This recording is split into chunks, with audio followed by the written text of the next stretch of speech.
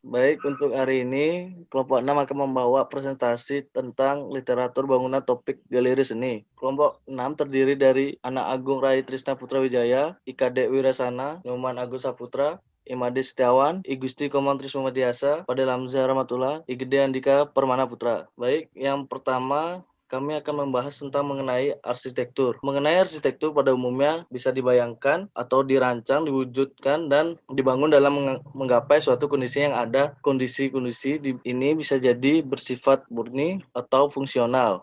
Arsitektur adalah penimbangan dan pengatur ketiga unsur, yaitu satu, keindahan atau estetika atau venusitas. Kedua, kekuatan atau firmitas. Ketiga, kegunaan atau fungsi atau utilitas. Yang biasanya dibilang utilitas. Bahwa semua aspek memiliki porsi yang sama. Tidak boleh ada unsur yang melebihi unsur lainnya. Dalam definisi modern, arsitektur harus mencakup pertimbangan fungsi dan estetika dan fisiologis. Ya, saya akan melanjutkan presentasi ini. Saya akan membahas tentang bagian konsep-konsep dasar dari metode perancangan bangunan. Satu adalah ada metode seni dan ilmu dalam merancang bangunan. Arsitektur mencakup merancang dan membangun keseluruhan lingkungan bangunan. Yang kedua, merancangan sebagai pendanaan kata asing. Plumbing dapat diartikan sebagai suatu sarana untuk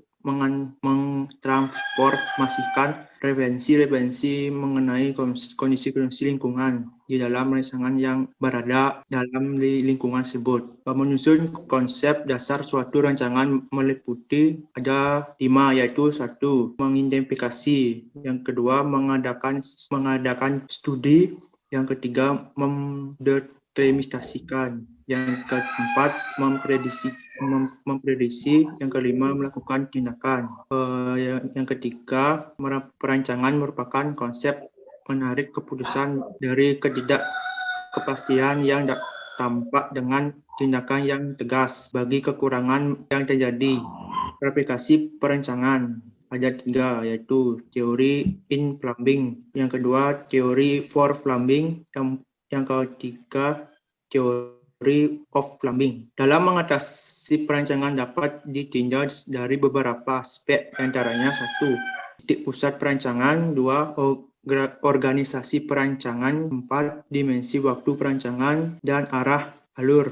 Evolusi perancangan. Menurut Josh D. Kaching 1970, terdapat fase evaluasi dalam desain yang meliputi 1. Draft Messiaen, 2. Draft Shift, dan 3. Desain metode yang sekarang. 8. Kita metode perencanaan arsitektur digunakan. Hubungan perencanaan dengan peran gambar sebagai berikut. 1. Hubungan terhadap intergarten, hubungan terpisah, hubungan iteratif. Yang selanjutnya ada fungsi struktur keindahan dan proses perancangan. 1. Fungsi jarak atau ruang yang dapat digunakan oleh berbagai fungsi, baik secara paralel, serial maupun bertahap. Yang kedua ada fungsi tunggal, ruang yang hanya dapat digunakan oleh suatu fungsi. Ruang itu disebut ruang fungsi tunggal.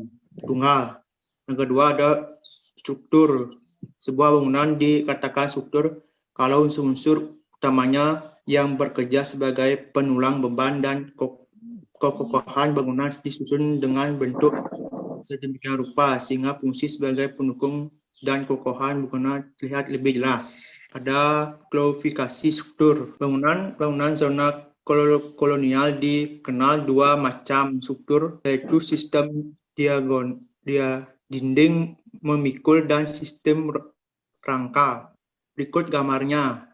Yang satu ada dinding, yang kedua ada bentuk dinding memikul di mana bentuk siku-siku. Yang berikutnya struktur rangka. Rangka hanya dapat menahan gaya vertikal. Sudah diceritakan gambarnya. Yang kedua, struktur penopang dapat menahan gaya vertikal dan horizontal yang berada di bawah bangunan. Struktur yang C, struktur ruang, pengandalan gaya menyeluruh bisa ke segala arah. Antara lain ruang rongga, plat lipat, steli, struktur kabel, jaringan, dan tenda, struktur pneumatris.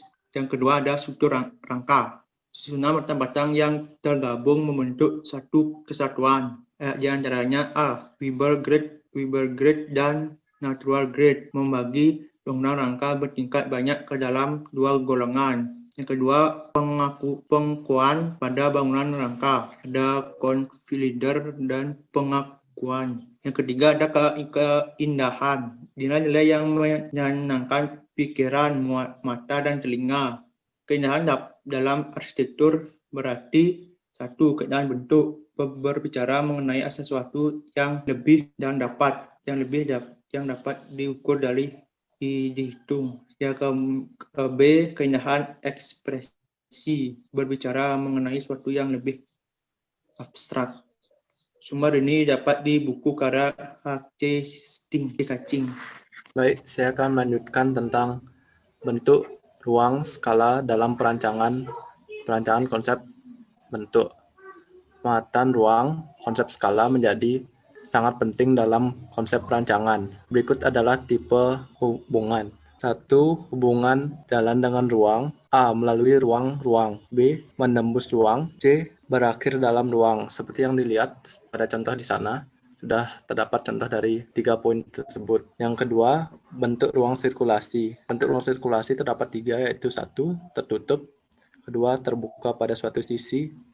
Dan ketiga, terbuka pada kedua sisi. Ketiga adalah konfigurasi jalan, yaitu 1. Linear. Yang dimaksud dengan linear adalah ruang yang berada dalam satu ruang dan berulang. Yang ketiga, yaitu B. Radial, yaitu memindahkan unsur-unsur organisasi terpusat pada lantai, yang seperti bisa dilihat contohnya, di mana struktur itu terpusat pada sebuah lantai tersebut. Yang C. Spiral, membentuk sebuah jalur halus yang bergerak mengelilingi pusat dan bertambah jauh dari pusat. Seperti contohnya sudah dilihat seperti dia membentuk sebuah labirin. Yang D. Materi dari berbentuk jalan yang menghitungkan titik-titik tertentu dalam ruang. Ketiga adalah, yang terakhir adalah E. Jaringan. Suatu bangunan biasanya memiliki suatu bimbingan dari pola-pola di atas. Berikutnya adalah bentuk dan ruang. Bentuk arsitektur merupakan perpaduan antara massa dan bidang. Berbagai macam bentuk seperti yang dilihat adalah bentuk berdasarkan ruang, yaitu jika kita melakukan suatu figur 2 dimensi pada selembar kertas sirkus tersebut, akan mempengaruhi wujud ruang putih di kelilingnya, sama halnya setiap bentuk 3 dimensi lainnya. Kedua adalah unsur horizontal pembentuk ruang. Dalam unsur horizontal pembentuk ruang terdapat 4 jenis, yaitu bidang dasar, yaitu sebuah bidang proporsional yang terletak secara tertata dan terpusat. Kedua, bidang dasar dinamikan. Bidang dasar horizontal yang diangkat atau diterima dari permukaan tanah yang menimbulkan permukaan vertikal sepanjang sisi-sisinya yang memperkuat pemisahan usual daerah tersebut dari dasar bangunan tersebut. Seperti contohnya sudah ada di sini. Dan selanjutnya adalah bidang desain diturunkan. Sebuah bidang dari horizontal yang diturunkan ke bawah permukaan tanah menggunakan pemisahan yang tertinggal vertikal pada daerah yang dikonversikan dalam bentuk suatu volume ruang. Yang terakhir adalah bidang atas, yaitu yang dimana bidang tersebut membuat volume ke atas yang sehingga dapat membentuk suatu ruang. Unsur vertikal pembentukan ruang.